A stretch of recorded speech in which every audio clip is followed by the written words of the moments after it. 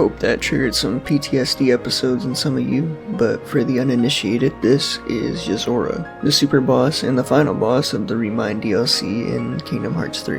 Yozora, voiced by Dylan Sprouse, is a fairly mysterious character in Kingdom Hearts, at least until they release Kingdom Hearts 4. He only appears twice if I remember correctly, that being in the Toy Story world as an advertisement for the game that he is a part of, Verum Rex, and the last being in Quadratum where he fights against Sora. Sora also talks to someone who had their name and identity taken in the final world, who is seemingly waiting for Yozora to arrive. This nameless star also states that he, Yozora, has changed beyond recognition and his heart has been replaced by another. Yozora and Sora first meet in what looks like a dark version of the final world. Sora recognizes Yozora to his shock.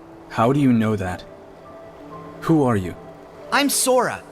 And actually, there's something I have to ask you. Sora? You're Sora? Huh?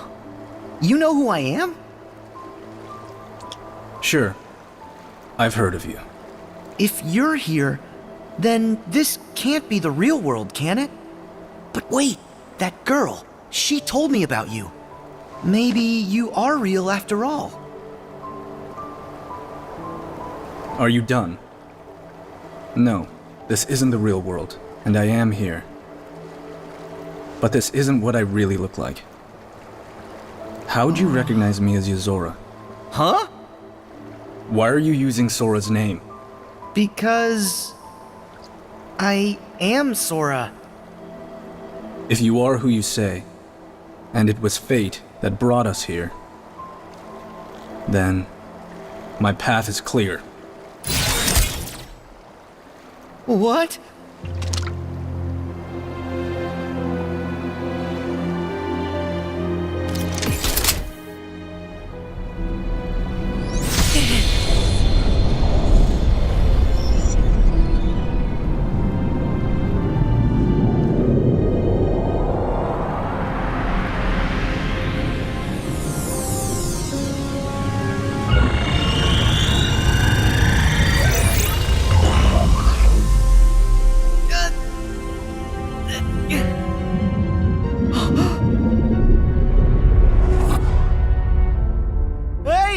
Wait! I accidentally wandered into this place, and went through some trials. Then, I was told to save Sora. Huh? Then what's with the weapon? Time to end this. Yozora's reason for fighting Sora is that he has to save Sora. This fight is unique in that I'm almost certain this is the only boss fight that you can lose that results in like a different ending for the entirety of Kingdom Hearts. But I did only play through them about a month ago, and if you've ever played Kingdom Hearts, you know there's a lot of information to digest. Anyways, losing to Yozora results in this cutscene.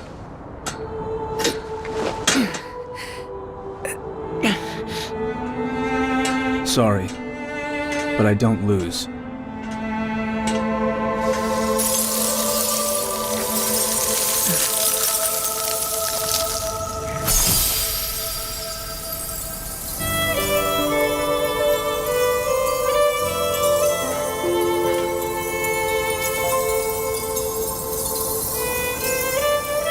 I will save you.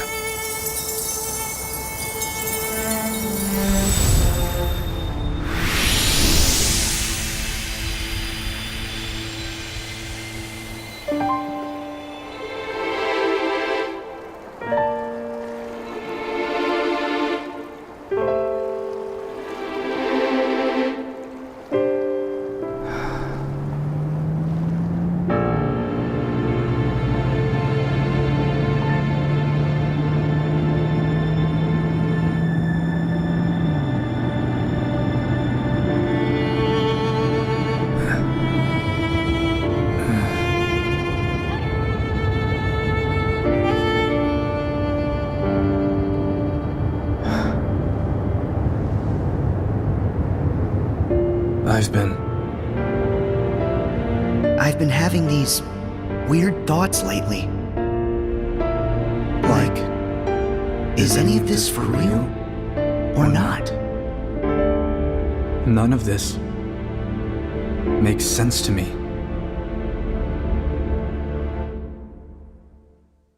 Sora is turned into a crystal, which is a concept from Fabula Nova Crystallis. Fabula Nova Crystallis was going to be a series of games with a common mythos. Those games being Final Fantasy XIII, Type 0, or originally known as Akito 0, and Versus 13, which became Final Fantasy 15. Some of these games are still Fabula Nova Crystallis, like 13 and Type 0. However, since Versus 13 became 15, it became removed from the series as the new game director for Final Fantasy 15, Hajime Tabata, decided that it wouldn't be a good idea to intertwine 15 with Fabula Nova Crystallis, as he thought people would want to experience a story that did not require background knowledge. Returning back to what happened to Sora, Yozora basically puts him in something known as crystal stasis, and according to the wiki, being in crystal stasis is essentially like dreaming, and though removed from the Fabula Nova Crystallis mythos, Final Fantasy 15 does hark back to this when Noctis is in his dream slumber while he resides within the crystal. Yozora touches the Sora crystal and is transported to the final world before closing his eyes and awakening back in his world. Sora can be heard saying his opening quote of Kingdom Hearts 1 before Yozora and Sora talk in unison, ultimately resulting in Yozora getting to say the final line. If Sora wins though,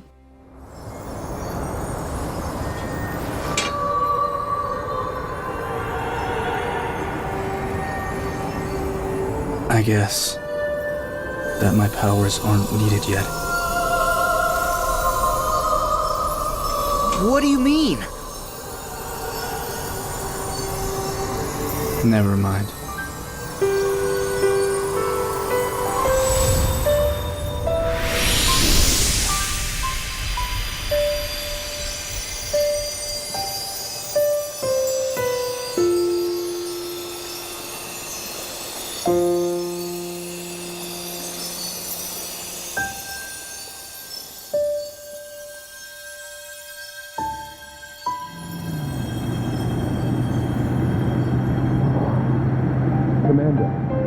Commander!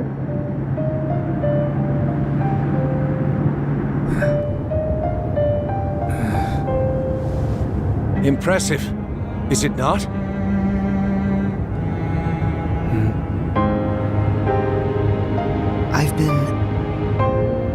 I've been having these weird thoughts lately. instead Yozora starts Sora's quote from Kingdom Hearts 1 before Sora is given the final line this time. Now you might be thinking, Mac, what are you talking about? It sounds like you've just been yapping about the ending of Kingdom Hearts 3. And while I have been doing that, trust me when I say I do have a point. Right now I'm looking like that meme of the dude from It's Always Sunny, with like the red string everywhere. And the next place, or rather person that I'm going to be pointing to, is Noctis from Final Fantasy 15 and Noctis from Final Fantasy Versus 13. I'm sure those of you with eyes can clearly see the similarities in design of Yozora and Noctis, and while I do believe some of it could be that Noctis and Yozora are both designed by the same man, Tetsuya Nomura, I think that these similarities are intentional. Before I delve into that, allow me to quickly tell you about Noctis, cause unlike his counterpart, Noctis has an entire game's worth of lore. I'll try to be as concise as I can while summarizing his story. Prince Noctis Lucis Kylum starts the story of being given his father's, the King of Lucis, blessing to travel to his wedding, and alongside him are his loyal friends and retainers Ignis, Prompto, and Gladio. However, Noctis never makes it to his wedding as news that his home was attacked and his father's slain sends him back home. The friends accompany Noctis through many of his trials, including his literal trials with gods. However, as Noctis is completing one of his trials, his beloved and bride-to-be Luna is murdered by the Imperial Chancellor Arden Azunia. Noctis then awakens after falling unconscious from his power to find his friend Ignis became blinded during the battle to protect him. All of this makes Noctis bitter, which Arden takes advantage of, forcing him to attack his friend, Prompto, which leads to them being separated, the three of them with no choice but to travel to the Imperial capital with the goal of stealing back the crystal that is somehow key to the chosen king, Noctis, being able to banish the darkness from the world. The three are separated upon reaching Gralia, and due to interference from Arden, Noctis can't summon any of his weapons, forcing him to don the Ring of the Lucii, an extremely powerful ring that is also vital for the chosen king to be able to banish the darkness. The three eventually reunite and even reunite with Prompto again. However, not too long after all reuniting, they are beset by many demons. The other three tell Noctis to leave them to handle the demons, as he is the only one who can banish the darkness, which means if they buy enough time, he could save them. Noctis reluctantly leaves his friends behind and makes his way to the crystal, all the while being taunted by Arden for leaving his friends behind.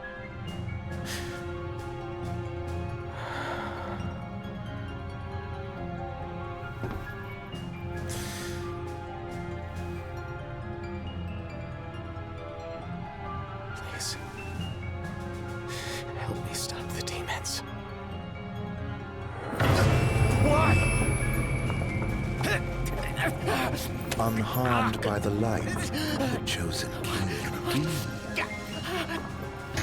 Allow me to regale you with a tale.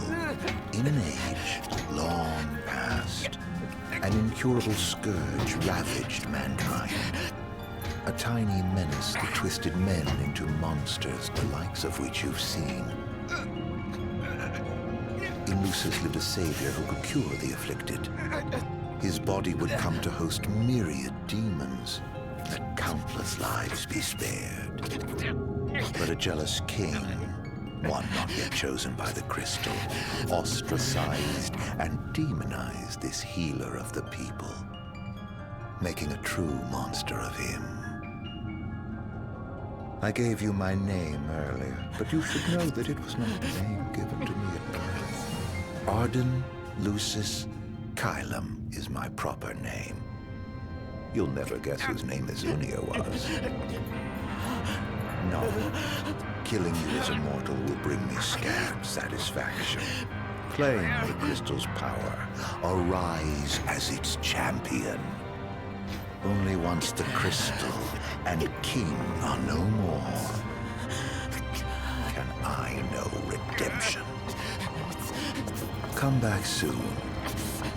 I shall keep your friends company until you are ready. Noctis falls through the crystal before being caught by Bahamut the Blade Master. Bahamut reveals to Noctis that the only way for the Chosen King to banish the accursed and the darkness that accompanies him is for Noctis to give his life. Many sacrificed all for the king, so must the king sacrifice himself for all. With that, Bahamut lets Noctis fall. Noctis begins to dream like I mentioned before, but we don't get to see any of these dreams in game. However, I will come back to this later. Noctis awakens 10 years later in a stone prison island with his father's ship conveniently left for him to escape to the mainland. Upon reaching the mainland, Noctis notices how barren and abandoned this resort is compared to when he begun his journey all those years ago. Noctis eventually gets picked up by Talcott. He was a young boy the last time Noctis had seen him, and now he was a young adult. Talcott drops Noctis off at the Hammerhead rest stop where they had first fixed the regalia, and he reunites with his friends. Noctis and his friends head out to Insomnia, the capital city, with the mission of fulfilling Noctis' calling. The four fight through demons infesting the city before fighting a corrupted Ifrit, the Infernian. With the help of Bahamut, the four are able to weaken Ifrit enough for Noctis to summon Shiva, the ice goddess, and with her help, they are able to defeat Ifrit. The friends enter the citadel ready to fight Arden. However, before the group ascend to the throne room, Noctis asks Prompto for a photo to take with him. Noctis makes his choice and the four meet Arden face to face. I'm afraid you're out of luck. The throne brings you here. It seats only one. Off my chair, Jester. The king sits there.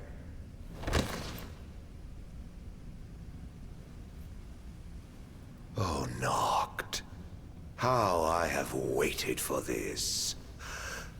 Longer than you could ever know. Tonight, the dreams of the blood royal come to an end. Spite's all that's kept him going. Talk about a grudge. Arden sits the throne. Not for long.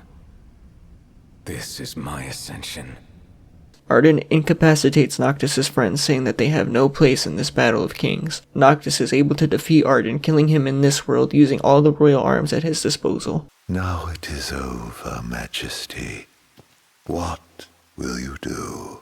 Banish the demons and bring peace? Erase me from history once more? This time, you can rest in peace. Close your eyes. Forevermore. I will await you in the beyond.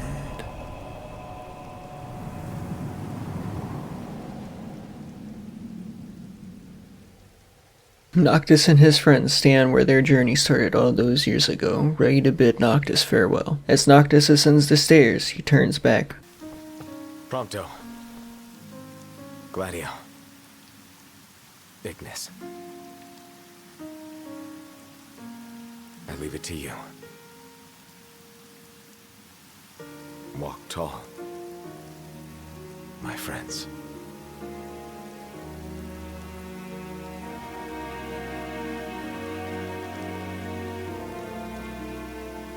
Godspeed.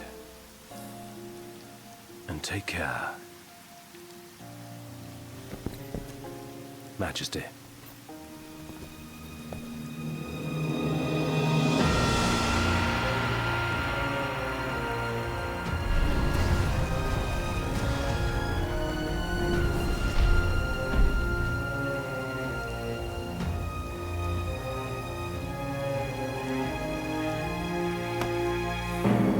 The time has come.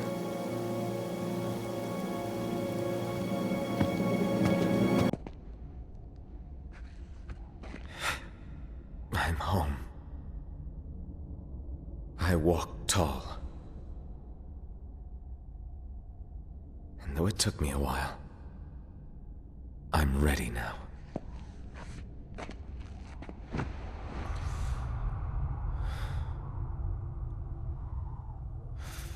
I love you all. Luna. Guys.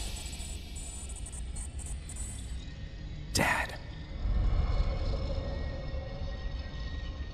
The time we had together, I cherish. Kings of Lucis.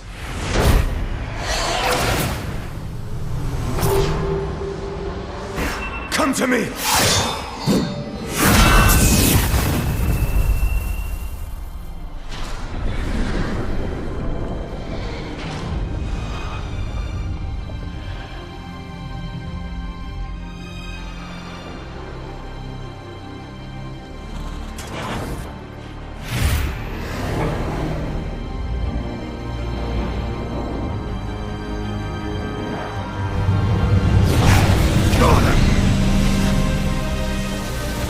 Noctis endures the strikes from the Kings of Lucis, absorbing their power into the ring before loosening his grip on his father's sword.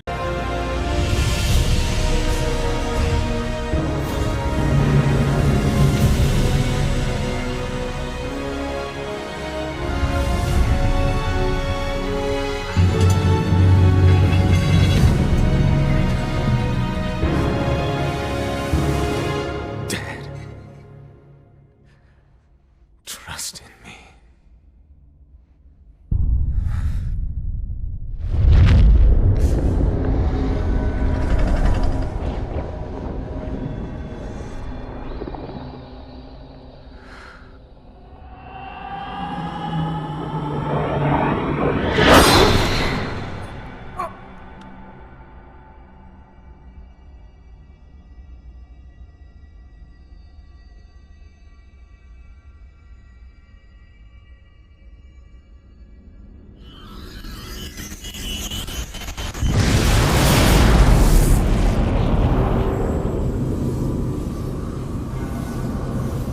Now able to travel to the Beyond where Arden waits, Noctis travels to reunite with him and finally complete his calling. Noctis, though standing alone, is still seen by Arden as being surrounded by those who cared about him, before Luna's Freya's last actions before he left her to die happen again.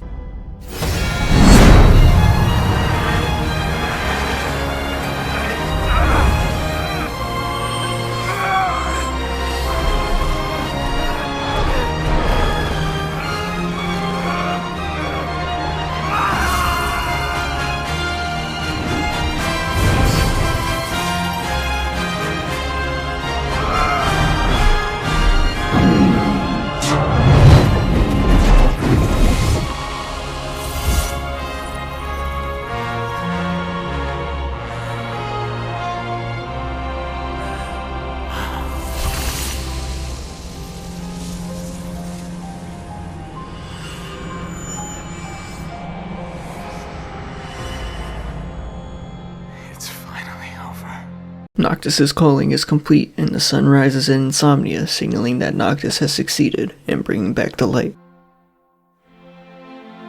You did well to deliver the ring to Noctis.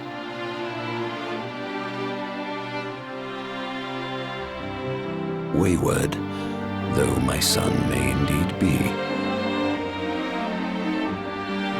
He has made me proud.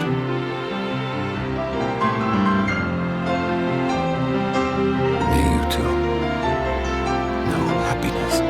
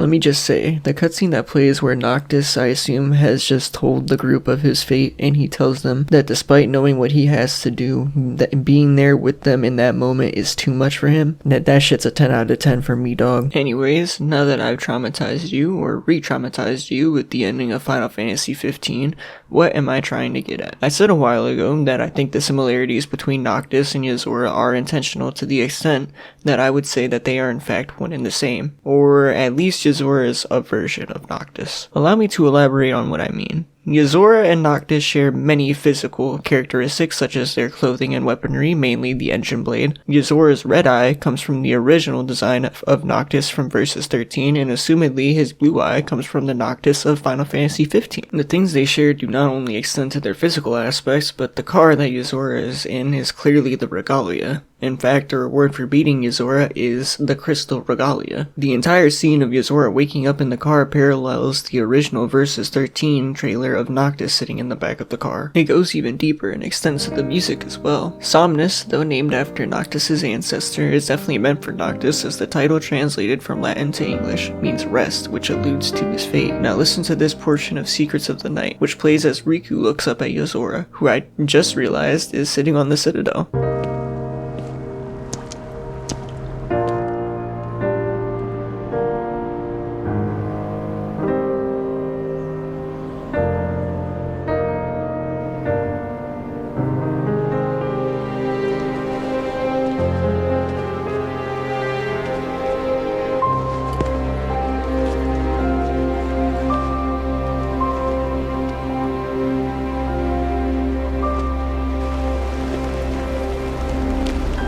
That is clearly Somnus being used as a motif before transitioning into Dearly Beloved. Now, with all these similarities, why do I think Yozora is just one version of Noctis? Well, while they are extremely similar in design, they aren't identical. For example, Yozora's hair, while close to Noctis' hair, doesn't spike like his, nor does it share the same hair color. Another example is their weapons. Noctis uses a variety of royal arms, with his own weapon being the engine blade, which is similar to Yozora's sword in design. However, the blade of Yozora's sword is energy, like Mansex's twin blades, and can fold and unfold. Yozora also uses a crossbow, which Noctis does have access to, but Yozora's crossbow is so futuristic it almost resembles a gun. Anyways, I can keep going on, but I think it would be redundant at this point. But another reason I also think Yozora is just one version of Noctis is because of something that I read in the Final Fantasy 15 Dawn of the Future book. The book is basically the best they could do after Square Enix canceled the rest of the Final Fantasy 15 DLCs, those being Episode Aranea, Episode Luna, and finally Episode Noctis, where I got the idea for this video. I will also never forgive Square Enix for what they took from me. At the start of Episode Noctis, Noctis is dreaming in the crystal, and the dream that he is having seems to be describing the events that unfold in the Versus 13 trailer, where Noctis aura forms on the Citadel stairs. But as Noctis takes his throne like he does at the end of the trailer, Noctis hears Bahamut's booming voice letting him know that what he is seeing is just one possibility to mortal mind, a dream. So, who is Yozora really? I can't really say one way or the other with the information available to us. I'm fairly convinced Yozora and Noctis are different versions of one another.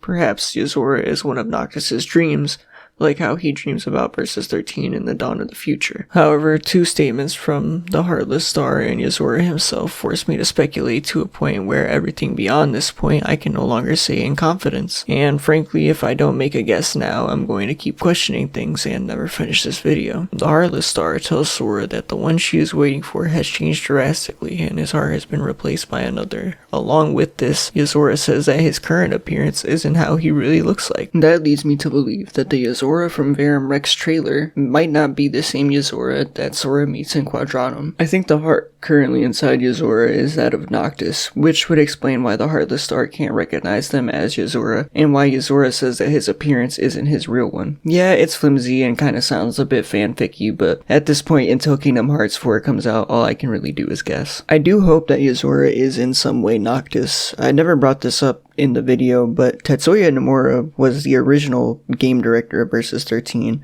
and he was removed upon the game being rebranded to Final Fantasy 15. Noctis, Ignis, Gladio, and Prompto are all originally designed by Nomura, the game director of Kingdom Hearts. I personally believe Nomura couldn't believe how Square Enix removed him from Versus 13 and then also fucked over Tabata by canceling the 15 DLCs, resulting in 15 having one of the most depressing endings in the series of Final Fantasy 15 as its true ending. All of this culminated in Nomura creating Yozora. Honestly, I'm extremely excited for Kingdom Hearts 4 and to learn exactly who Yozora really is, and if anything I've said in this video turns out to be true. I appreciate you staying until the end of my Schizo posting. Thank you so much for watching, and may your heart be your guiding key. Bye!